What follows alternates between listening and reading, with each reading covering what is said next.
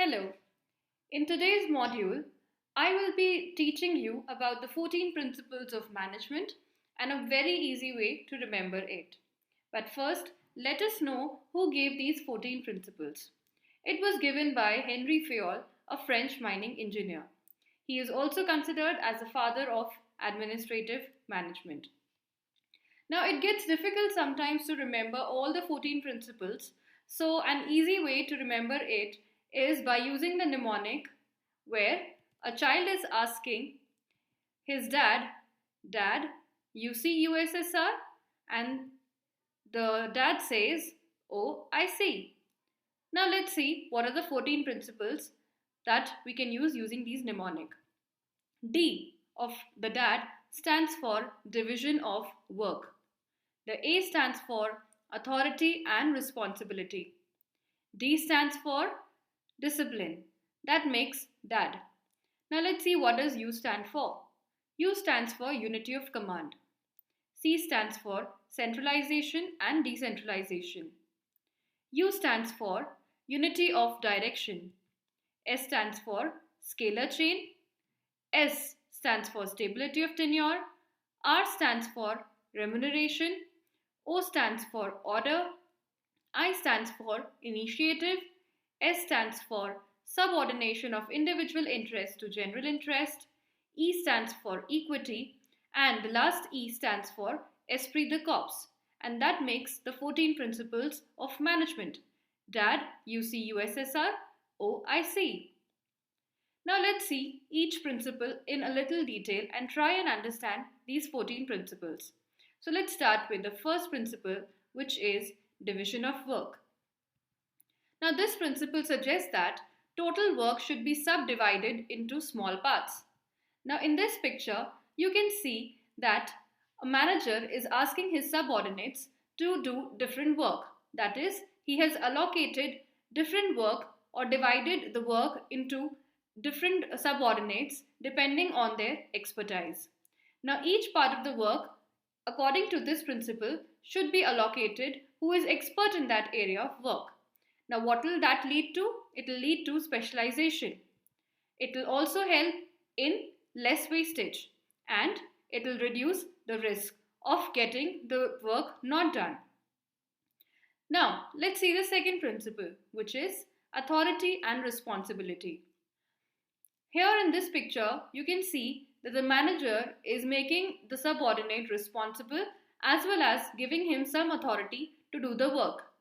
It is very important to give authority and response along with the responsibility, and the subordinate will be accountable to the manager.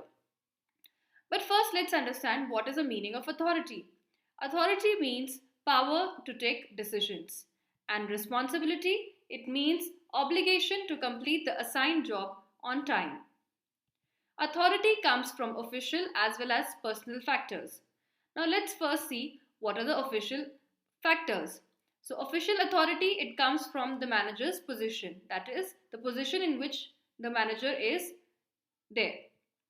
Now personal authority also plays a role in the authority part, and that comes from qualities like intelligence, experience, moral worth and past services. So authority is comprised of official authority as well as personal authority. Authority without responsibility, it will result in irresponsible behavior. And responsibility without authority, it will make people very ineffective. So both responsibility and authority, they must go together. Now let's see the third principle, which is discipline. Discipline is obedience, application, energy, behavior and respect shown by the employees. Now it is also of two types. It can be self-imposed, that is, it comes from within the individual or the person. On this note, there is a very beautiful quote given, that is, discipline is doing what you know needs to be done, even when you don't want to do it. So that makes self-imposed discipline. Another type of discipline is command discipline. And where does command discipline come from? It comes from some authority expressed through rules, regulations and customs. Now all the personnel or all the employees serving in the organization, they should be disciplined according to this principle given by Henry Fayol. Now let's see the fourth principle, which is unity of command. It means that a person should get orders or instructions from one superior only. An individual cannot serve two bosses at the same time. You can see in this picture that the right approach towards unity of command is having one boss, that is the red dot represents a boss and the green dots represent the subordinates. But in the wrong approach, you can see there are two bosses, that is there are two red dots, and they are giving their orders to the subordinates, which can cause confusion, it can lead to misunderstandings, and it can lead to conflicts. So, unity of command is very important in an organization. The fifth principle is unity of direction. As you can see in the picture, each group of activities with the same objective, they must have one head and one plan. Unity of command, it talks about reporting relationship of the personnel at all levels. But unity of direction, it talks about functioning of organization in terms of grouping of activities. So one head and one plan is the reason for unity of direction. Now let's see the sixth principle, which is subordination of individual interest to general interest. Interest of the organization should take priority over individual interest. It is very important to fulfill the organizational objectives first, organizational goals first, and then think about your individual interest. If individuals and organizational interests are different, then it is the responsibility of the managers to try and convince the subordinates and to try and reconcile all of the objectives together. If not, then the individual interest, they need to be sacrificed for the benefit of the organization. Factors like laziness, ambition, selfishness, carelessness, etc. tend to reduce the organizational interest and they tend to increase the individual interest. So, subordination of individual interest to general interest is very important. Now, let's see the seventh principle, which is remuneration. Now, it is very important in every organization to take care of the remuneration of the employees. It should be fair, it should be reasonable, and it should be satisfactory. It should provide maximum satisfaction to employees and at the same time even to the employers. Dissatisfaction will lead to increase in employee turnover. So, every organization should take care of the remuneration of their employees. The eighth principle is centralization and decentralization. Let us understand these two terms first. Centralization means that when everything which goes to increase the importance of subordinates, then it is known as decentralization. And everything which goes to decrease the importance of subordinates' role, it is known as centralization. Now let us try and understand it better using this image. As you can see in this picture, there are two parts. The first part represents the decentralized organization and the last part represents the centralized organization. In the first part, you can see that there is a company producing game products and we can see the president of the company. Now, since the company is large, it requires a decentralized organization and so they have three different subordinates or three different managers reporting to the president, and they are the managers of three different divisions. That is, the first manager takes care of the sporting goods division, the second manager takes care of the board game division, and the third manager, he takes care of the computer games division. Now, since the organization is large and the president cannot take care of the entire games division, so she requires three different managers to take care of the three divisions and then report back to her about the progress of the organization. So here the president has given the authority and responsibility to these three managers, and hence it has important role of the subordinates, and so it is a decentralized organization. But in the second case, you can see that it is a centralized organization where the president herself is taking care of the sports goods division, the board games divisions, and also the computer games division. It might be that the organization is a small organization and the president is able to take care of all the three components. And so it has reduced the role of the employees or the subordinates, and so it is a centralized organization. And in smaller firms, centralization is usually observed. And in case of large firms where it is not possible to take care of the entire organization by the president himself or herself, then we require a series of intermediaries, and here we require decentralization. Now, the degree of decentralization or centralization varies due to the character of the manager, the moral worth, his moral worth, and reliability towards the subordinates. Also, the condition of the business, in what condition the business is. Now, let's see the ninth principle, which is scalar chain. Now, there should be a scalar chain of authority and of communication ranging from the highest to the lowest level, and this was specified by Henry Fayol. Now, you can see in this particular picture that A is the boss in the organization, followed by his subordinates B and N, followed by their subordinates C and M, and so on. Now, if A has to communicate something within the organization, he will communicate it to A, B, or L, and then B will communicate it to C, C will communicate it to D, and so on. And here L will communicate to M, M will communicate to N, and so on. And if F supposedly want to communicate something to A, he first has to communicate it to E, E has to communicate to D, D has to communicate to C, and so on. And that is how it will reach A. So it becomes very lengthy and it becomes very tedious at times. And there are certain contingencies or problems sometimes where we cannot follow this particular scalar chain.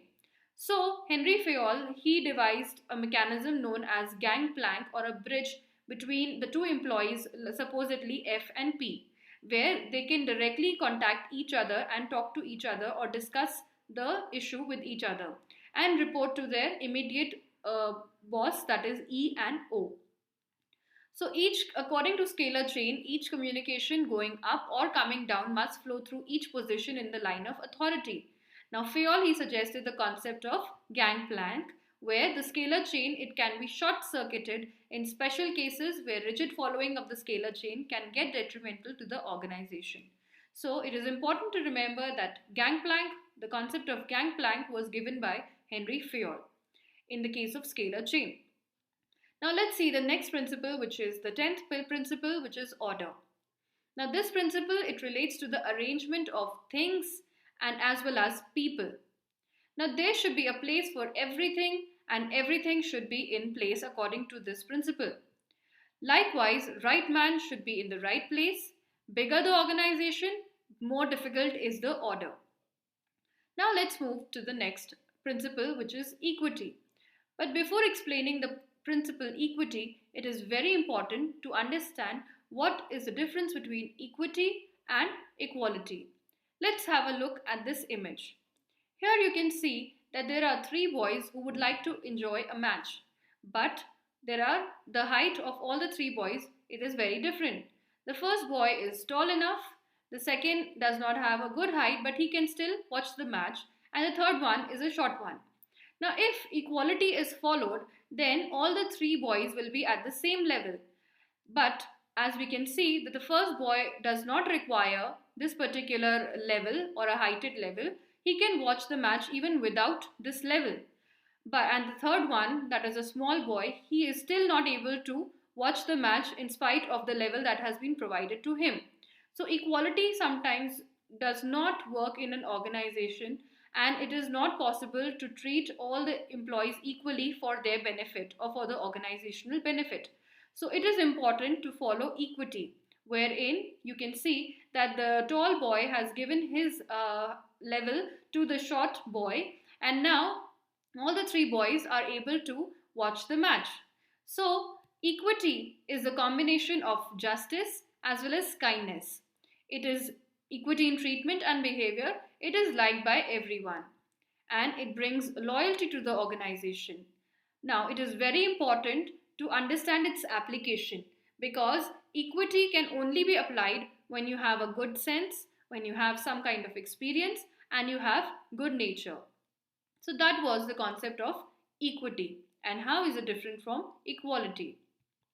Let's see the 12th principle, which is stability of tenure.